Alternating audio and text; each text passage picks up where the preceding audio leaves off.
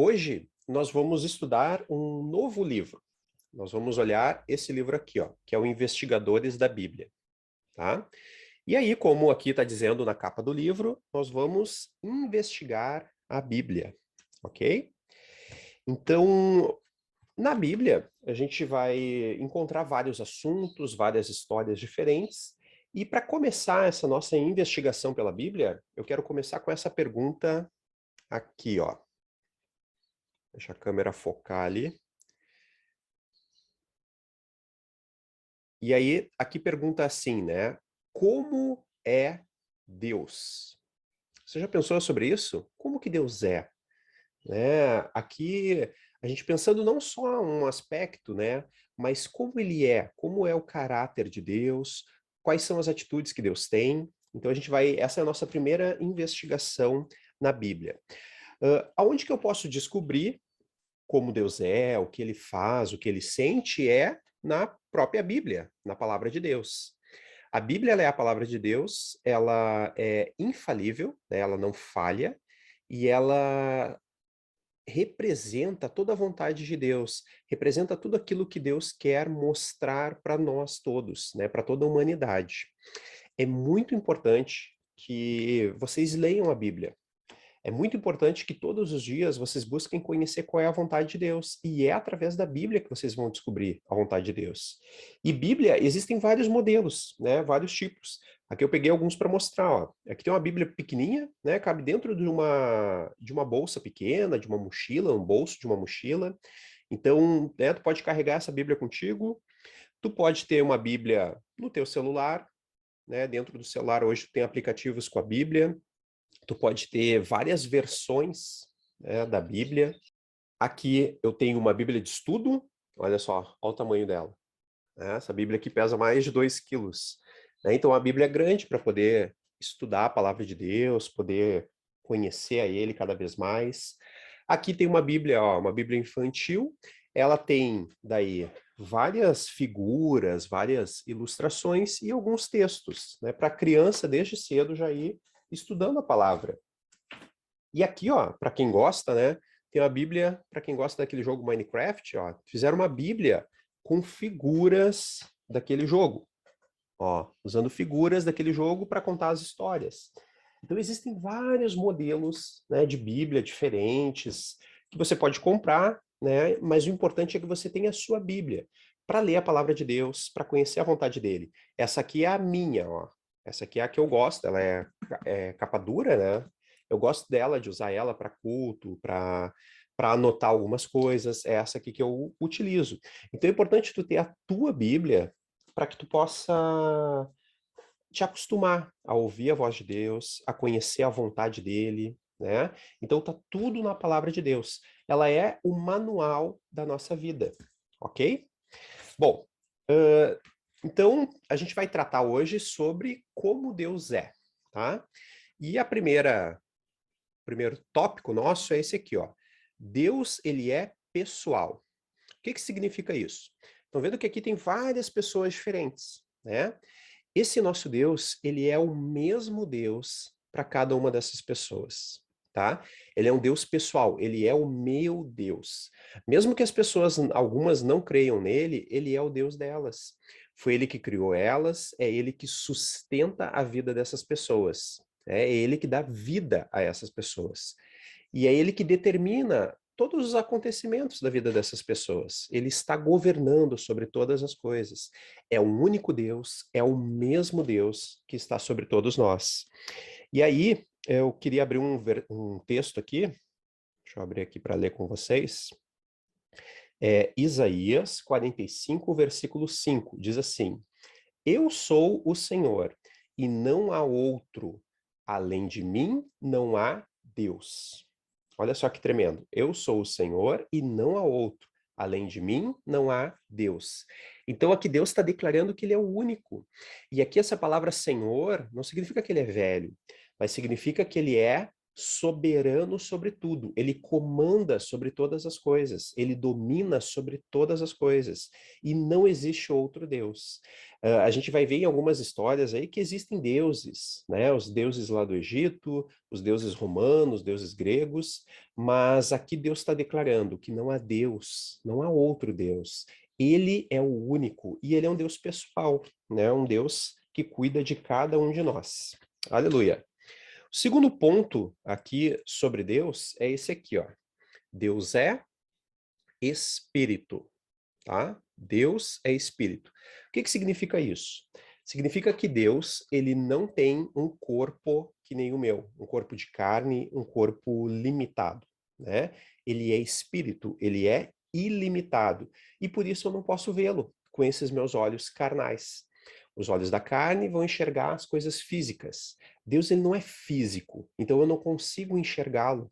Por isso muitas pessoas acabam não acreditando em Deus, porque com os olhos da carne elas não conseguem vê-lo. É necessário que os nossos olhos espirituais, os olhos do nosso espírito, sejam abertos para que a gente possa enxergar a Deus. Quando Deus nos fez, ele nos fez com 3 camadas. A camada mais de fora é a carne. É essa aqui que eu toco e que eu posso tocar nos objetos. A camada mais interna é a nossa alma, que ali é onde está a nossa vontade, o nosso intelecto, né? A nossa personalidade está ali na alma. E a camada mais interior que nos forma é o nosso espírito. Deus também nos fez com um espírito, assim como ele é. E aí a gente vai ver agora um versículo, que é João 4. Deixa eu abrir aqui. João 4, versículo 24. Olha só o que diz aqui. Deus é espírito, e é necessário que os seus adoradores o adorem em espírito e em verdade. Deus é espírito e é necessário que os seus adoradores o adorem em espírito e em verdade. Então, com o meu espírito, eu preciso aprender a adorar a Deus. E é somente através do meu espírito que eu vou conseguir ver Deus, ver as coisas de Deus e compreender as coisas de Deus. Quando nós nos convertemos, Deus nos dá do seu espírito e ele vem habitar no meu espírito. Então é como se fosse um lugar que estava vazio, mas quando eu recebo Jesus na minha vida, esse lugar é preenchido pelo Espírito Santo. E aí eu posso ter comunhão com Deus, eu posso começar a ouvir a Deus e a começar a entender a palavra de Deus. Às vezes a Bíblia tem pessoas que leem e não entendem. Por quê? Porque elas não têm ainda a revelação dada pelo Espírito. Ok? Então, para que as pessoas creiam em Deus, é necessário que elas recebam do Espírito de Deus. É o Espírito de Deus que dá revelação. É ele que revela todas as coisas para nós. E é ele quem nos ensina as palavras de Jesus, ok? Outro ponto, então, é esse aqui, ó, que Deus é glorioso. Ele é cheio de glória, né? A gente vai ver agora vários versículos que vai falar sobre esse Deus glorioso. Então, o primeiro é Salmos. Abrir lá no livro de Salmos. 72, 19. E aí diz assim, ó: Bendito para sempre o seu glorioso nome, e da sua glória se encha toda a terra. Aleluia. Bendito para sempre o seu glorioso nome. O nome de Deus é cheio de glória, né?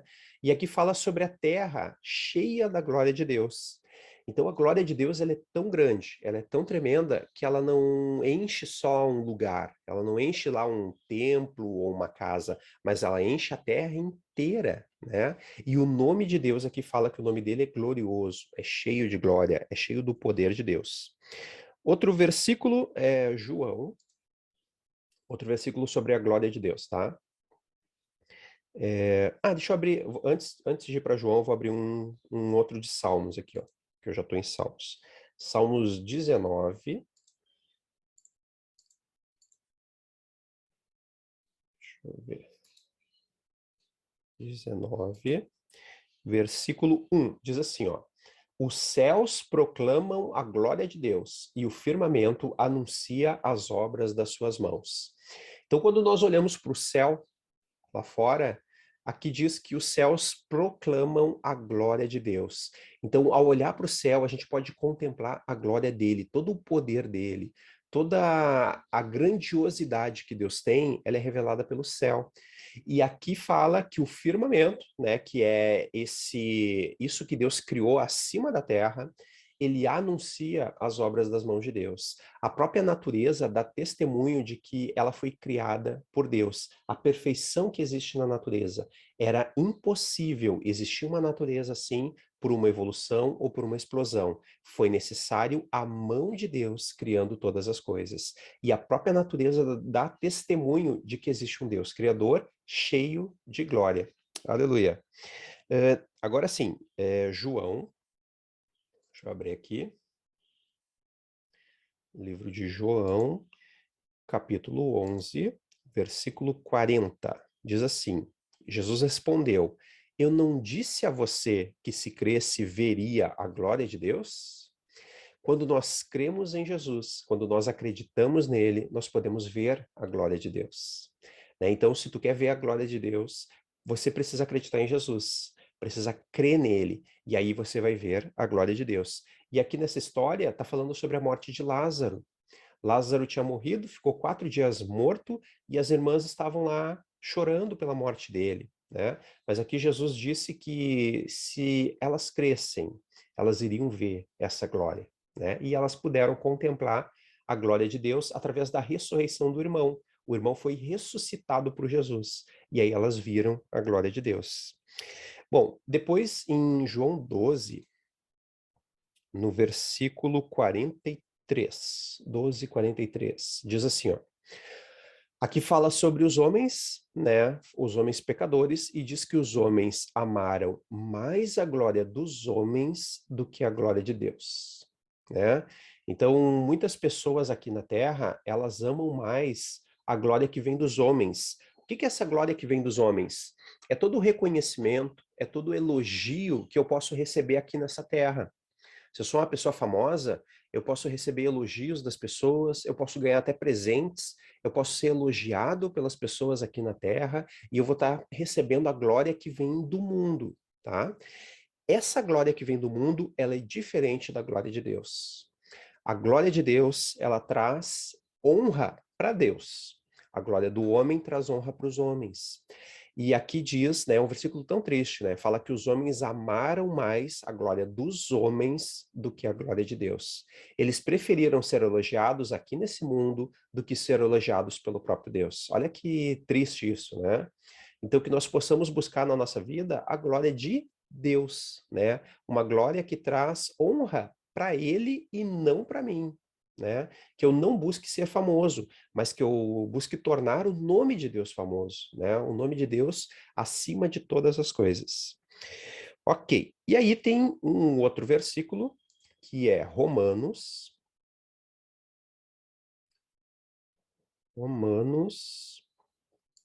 3, 23, que diz assim, ó: Pois todos pecaram e carecem da glória de Deus. Todos pecaram e carecem da glória de Deus.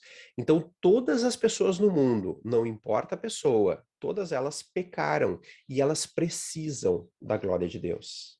Elas dependem disso, elas necessitam dessa glória de Deus na vida delas. Ok?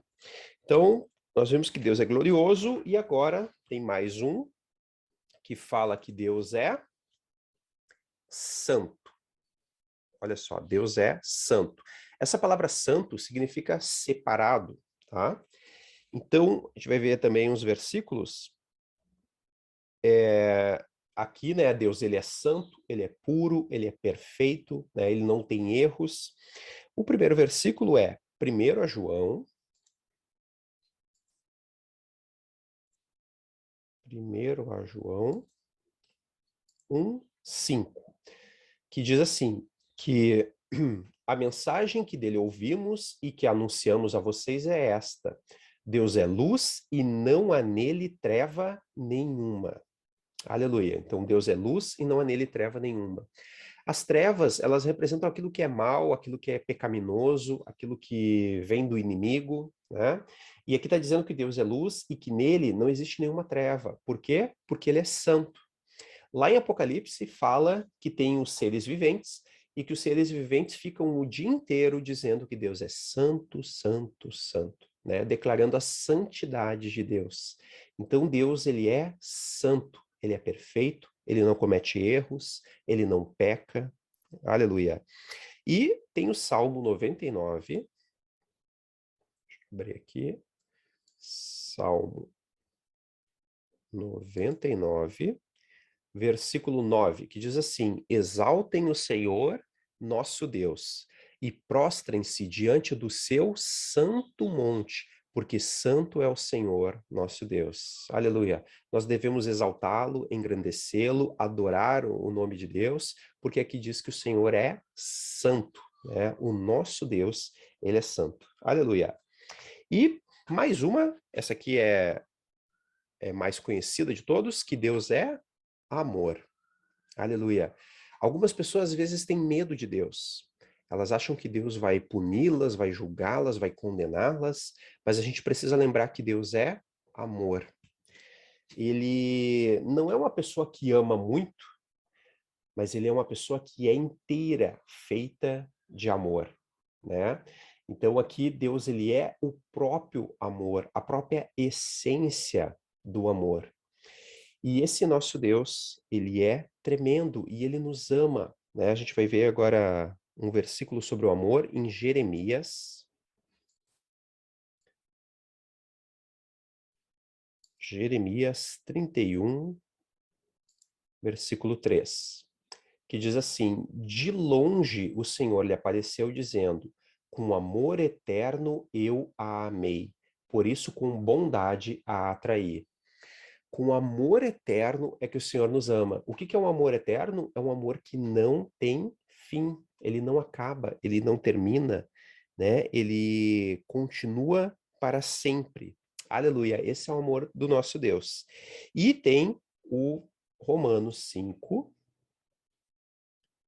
que fala sobre o amor de Deus. Romanos 5, versículo 8, que fala assim: Deus prova o seu próprio amor para conosco pelo fato de ter Cristo morrido por nós quando nós éramos ainda pecadores. Olha só, Deus provou que ele nos ama tanto quando ele deu o seu filho para morrer no nosso lugar.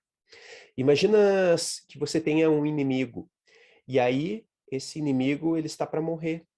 E para salvar a vida do seu inimigo, você dá a vida do próprio filho no lugar do seu inimigo. Foi isso que Deus fez por nós. Nós éramos inimigos, nós não queríamos estar próximos de Deus, mas mesmo assim ele deu a vida do seu filho que morreu no nosso lugar, que pagou a nossa dívida, que perdoou os nossos pecados e que morreu por nós. Então, esse é o amor de Deus, um amor que entrega tudo que ele tem, tudo que ele tinha de mais valor foi o que ele entregou por nós. Olha só que Deus tremendo, né? E para finalizar, nós temos aqui um versículo para a gente tentar dar uma decorada no versículo, tá? Decorar é gravar o versículo na minha mente e no meu coração. E aí diz assim: Eu te amo, ó Senhor. Salmo 18, versículo 1. É bem facilzinho, né? Eu te amo, ó Senhor. Salmo 18, versículo 1. Consegue falar sem olhar? Eu te amo, ó Senhor. Salmo 18, versículo 1. Aleluia. Que você possa guardar essa palavra no seu coração, meditar nela. E aqui vai ter alguns materiais aí para você poder estudar, né, e a gente continuar investigando cada vez mais a palavra de Deus. Então, que Deus abençoe, até o próximo vídeo e nos vemos por aí.